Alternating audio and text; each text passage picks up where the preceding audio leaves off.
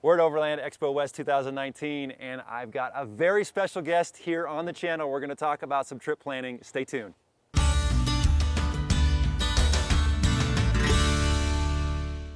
Welcome to TrailRecon. I'm Brad, and on this episode, I've got a very special guest that's going to join us, and we're going to talk about trip planning. Ronny Dahl is here with us today, guys. Hey. How you doing, Ronny? Good, Brad. How are you? It's so great to finally meet you. I've been a big fan of your videos for a long time. Thanks for watching. Yeah, right. What do you think about Overland Expo? I know you haven't been here before. It's pretty epic. Yeah. It's awesome. It's almost too much to see. It's a little overwhelming. Yeah, it is. Look, it's in ways it's similar to the shows we get in Australia. Yeah. But in other ways, it's so not similar. Right. It's like a whole different kettle of fish. Yeah, for sure. So a lot of you out there have asked me to talk a little bit more about planning trips and what goes into that thought process. And I thought, what a better way to do it than do it with somebody that's just got a massive amount of experience. And so, Ronny, what I'd like to do is just share with the viewers just kind of what goes into planning a trip. You know, the people we go with, the supplies we bring, the routes we choose, you know, all that kind of stuff. I think it's stuff that kind of comes second nature to us, but I think it'd be really valuable to these guys. Yeah, I reckon. Get your notepads out. Yeah, right. Take some notes, guys, because a lot of knowledge here is about to be dumped. So, Ronny, let's talk about people. So I know you go out with some great people on the trips. I have a pretty good core group, but we swap folks in and out from time to time. When you're planning a trip, who do you bring with you, and how do you decide who comes? Okay, so if it's a trip that I'm not filming for content, it can sort of be anyone, but there are certain people that if I know I get along with them and I know they pull their weight, those are the ones I'll invite. And look, if there's any new people, I'm more than happy to take them along as well, because you get to teach them stuff. But if it's a filming trip, I get the people who are experienced with the whole dynamics of everything, because I've tried in the past, people get upset because he's stopping and starting constantly. So there's a big thing. You have to. It really is important. I agree. When you know you're going to be filming a trip, you already got to factor in a couple extra hours just into the trip. And if somebody's never done that before, why are we stopping all the time or whatever? And so you're right. That it's definitely two kind of folks that you got to bring with you. And definitely, if you're filming, sometimes you get people. You have to lay down the rules to start with, because if you are filming, you're documenting this trip as a YouTuber. Sometimes other people come and they'll just bring their drones and start lifting them up in the air, and you're like, it's not working like this, you know? Right. Yeah. And another thing that I've found over doing this for a couple of years is you got to make sure that the show stays family friendly. And sometimes you got to tell people, hey, we got to remember that we're filming the stuff. Make sure you watch your conversations and that kind of stuff.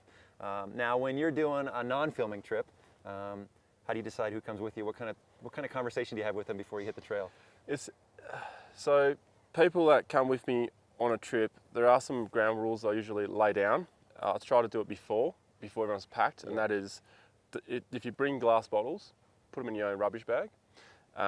Don't cut up tracks. Don't do anything stupid, because if one person does it in the group, the whole group gets looked at as that idiot who's doing donuts or whatever. So it's kind of more like the ground rules. I get along with most people. Yeah. There's not many people I don't get along with. Right. So that's when I'm not filming, it's pretty standard. Yeah. That tread lightly element is pretty important. Sometimes you get the new person and they think they just want to go have fun. And you're like, you can't do that. We got to be responsible out here and set the example for people. Definitely. The conversation I always tell people, even before they show up, is you got to come up with a good attitude. Right. That's a good one. Yeah, you got to have a good attitude, because even though we're planning a trip and we know we're going to go from point A to point B, it never goes as planned. Well, it rarely goes as planned, and something I know but people got to be a positive attitude going into it. Like, look, this is an adventure, and something's going to change, and I'm expecting the unexpected for me. It's unpredictable. Yeah, it really is. Yeah, it really is. Yeah. Okay, that's a good one. The attitude, and so I suppose you could also put it like, be ready for adventure. Yeah, absolutely. Yeah. And if you travel with me, you're going to end up in the dark regardless of filming or not. It just happens. Can you count on one hand how many times you've made it to the camp during the daylight? The last 2 years, I probably can, actually. I probably can. Yeah. I can't remember too many. Yeah, but you know what I've never seen in your video? I've never seen anybody complain. They're still having a great time and a positive attitude about it, so that's awesome. There were a few people complaining about it. It was pretty funny, but I think they've given up now. You've got them used to it, right? Awesome. Yeah. So the people you choose, I think, is very important. Yeah, that's where you start. That's the number one. Yeah. And I think just to add one thing in here, if they're inexperienced, you as the person inviting them have to be prepared to the fact that they are limited knowledge. They may not have all the gear, and you can't expect them to have everything if it's the first time. Yeah, I love teaching people new things when they come out. And you tend to learn things yourself as well. Yeah, oh, absolutely. Yeah. I learn something new every time I go out, and I've been doing this for a while. Yeah. So yeah, for sure. If you stop learning, there's something wrong. Yeah. Okay. I think the next element. Let's talk about the actual the route. Like what goes in. I mean, Australia's massive. You've got a lot of places to explore. How do you decide on what your next trip is going to be, where you're going to go? Okay, so the trip I decide on will depend on the time of year. Okay. So if it's winter, we'll go towards the interior. If it's summer, we'll go towards the ocean. Okay. Definitely don't go to the interior when it's summer, although we have a couple of times. It also seasonal openings of tracks, so if you can be the first one on that track that hasn't been opened because of flooding, there's a lot of things that come into it. But deciding where to go, it comes down to, like before you even think about the weather, it's like, well, what do I want to do? Do I want a desert trip? Do I want a beach trip? Do I want a jungle trip? What about yourself? I have a list of so many places that I want to go, and it's just a matter of figuring out the right amount of time, because I got to take time away from the family and time away from work. So is it going to be a 4-day trip, or is it going to be a week-long trip? Yeah. And then like you said, weather is a huge factor. I mean, you'd love to go to Colorado, but if it's if it's snow and the trails are closed, then we're not going to Colorado. So maybe we'll go somewhere in the desert or whatever. Yeah. Because you may end up like one of those jeeps under 10 feet of snow, eh? Right, I've heard a few stories about Colorado. Yeah, it's pretty rough there. Now, how do you find places to go? Are you searching on Google? Are you talking to friends? What's your number one source of that? So in the beginning, this is probably the advice that most people will find useful, is just research the absolute heck out of it. Just look at all these places and just put them all down. But what I used to do was I did my must-do and my secondary, and then you get surprises on the way. Yeah. So you do your route A to B, but on the way, you put all these things in, but never expect to see everything. Right. Never, and don't even try. Yeah. And you probably know what I mean here. So you run out of time because you're stuck. Yeah.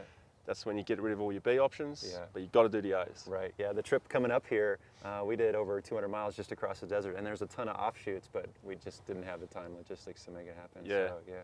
I think there's some really good websites out there that you can go to, and there's some that you can do. You can actually download GPX files. Do you use GPX files? Not so much. Yeah. These days, well, they're sort of more used now, but my resources, because I have a lot of followers and a lot of locals, they'll tell me places, and in return, 90% of the time is, but please don't share these places, how to get there. Yeah. But we're all cool if you go there. Yeah. So that's kind of what I'm doing now, but I give people the vicinity, because if they can find it on their own, they deserve to be there. Yeah. But there are some places, obviously, say where it is. Right, a lot of the common places or whatever. Yeah, because you want to get people out there, and the further away it is, the less traffic it gets anyway. Yeah. Anything else that goes into deciding on what route to take that you can think about? I guess the people that you go with, how they're kitted up as well, and if you can carry all that stuff, and if your vehicle's kitted up for it, is your vehicle, is it ready? Is it maintained? Because on a big 3-week trip in the middle of nowhere, that vehicle must have a service a week before, because that's when you discover things. Oh yeah. Something we started doing about 2 years ago, and it has been so valuable, is we will take, if we know we're going to do a full week or longer trip, we'll take everybody that's going on that trip 2 weeks before. We'll get together and we'll get in the garage, and we'll just all get eyes on their vehicles. And so we'll get on there and just tighten control arm bolts and check everything. And every single time we do this, we find at least something on everybody's vehicle, because it's really interesting when, you look at your vehicle every day, but when somebody else comes in and looks at your vehicle, they're like, hey, did you notice this? You're like, I never even saw that before. And so then that allows you, because we did it usually 2 weeks early, it allows you to kind of get in there and make some repairs and stuff before we go. So that's something we've started doing recently and found a lot of value in doing that. I just learned something new. That's a good idea. Yeah, that's a great idea. Yeah, in fact, when we did, last year we did a 10-day trip through Moab and Colorado, we found a leak in my good buddy Marco's radiator. And we didn't even realize it until we had put it up there, and we're like, it's that thing, you got a hole in there. We need to fix that. We don't want to get stuck in 110-degree weather in Moab and have a heating issue. So, yeah. That's a good find. That's a bloody good one. Yeah. That would have actually sorted us out, because I had on my radius arm, I had a nut come off because it was loose. Yeah. Previous trip, Wayne, he had a rear, same nut come off one of his leaf suspensions. Yeah. So yeah, that is an excellent thing to do. And if you all got the same vehicle, you know what to look for as well. Right.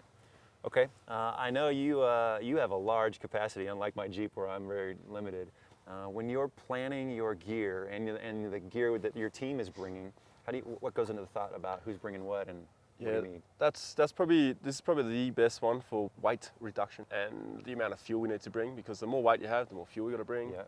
So only one person needs to bring a high lift jack. Yeah. Only one person needs to bring a bottle jack. If you really want an air jack, one person. Yeah. There's no need to have all this stuff, and not your toolkits, like 1/2-inch spanners or 1/2-inch sockets, and 3/8. Yeah. Spread them out between you. Yeah. Have one guy do all the electrical stuff. Right. So for example, Torben, he's a Sparky, so he'll have all the electrical stuff. He knows how to solder. Yeah. I don't really know how to solder. I try. Yeah. So it's just spread the gear amongst each other. There's no need to have 2 cookers. You have 1 cooker. Yeah. Maybe if you have 2, you have like a little stove in case one breaks. Then you got a little compact stove for coffees or whatever. Yeah. No, I agree 100%. That's actually a conversation we've been having a lot lately a high lift jack weighs, 45, 50 pounds. My tool bag is, super heavy. Yeah. And, if you have 5 guys with you and you're all running similar vehicles, everybody doesn't need, 50 pounds. You got 5 people and everybody has a 50-pound, high lift jack. That's 250 pounds, of unnecessary weight. That's a great point. Now, what about food? Are you? I know you eat pretty well. We try to eat pretty well. Do you guys plan out like who's cooking every night, or do you just kind of all bring food? And how do you do that? We used to be chaotic. We used to cook our own meals. Sometimes it was cool because someone would cook something like a pork roast, or someone else cook something else on a fire, and then we'll sort of taste each other's meals. Yeah. But the amount of mess and stuff you're making. So if you cook as a group, you can make a buddy system. So we do a buddy system, 2 people, but everyone pitches in to clean up at the end. There you go. Sure, if one guy's sitting in his chair and he's a bit knackered and he's just having a few beers, that's fine, but he'll be up there the next day. Yeah. So the buddy system is a great one. Yeah. And it must be a pork roast. Oh, yeah. Otherwise, don't even bother going anywhere. I got to tell you, the food is so important. I used to do a long time ago the rehydrated meals. And man, when you have had a long, 10, 12, 14-hour day out on the trail, and you pull in and you've got a great meal, it just really kind of lifts everybody's spirits and stuff. So having good food out there is really important. But have some backup foods like noodles. Yeah, yeah. Because if you get in late, not everyone wants to start a pork roast at 11 p.m. Right. Because that's our cutoff. Yeah. If we're in camp any later than 11 p.m., we don't have a pork roast. Okay. Because we don't want to eat at 3 a.m. So you guys are eating a lot of noodles? Yeah, we eat noodles. We also have like a campus pantries, like dry food. You throw a bit of water in. Yeah. That's not bad if you just need to eat something. Yeah, good cans of soup are good to have too. But then you got the canned, which is a little more trash. But yeah, that's tough. So, okay. Actually, let's talk about like the trash. Yeah, let's talk about trash. I think it's a good topic. The trash is a really good one because you get your whole group together. So when you're twisting all your spanners and checking everyone's cars, have a discussion. Try not to bring bottles. Mm-hmm. If you're a wine drinker, well, you're going to have to bring bottles. Yeah. But carry your own bottles. Mm-hmm. Cans, we can crush and condense. Yeah. So it's probably not so much of a problem for you guys because you have rubbish bins everywhere. Because you're close, you get to the highway after a couple of 100 miles or something. Yeah.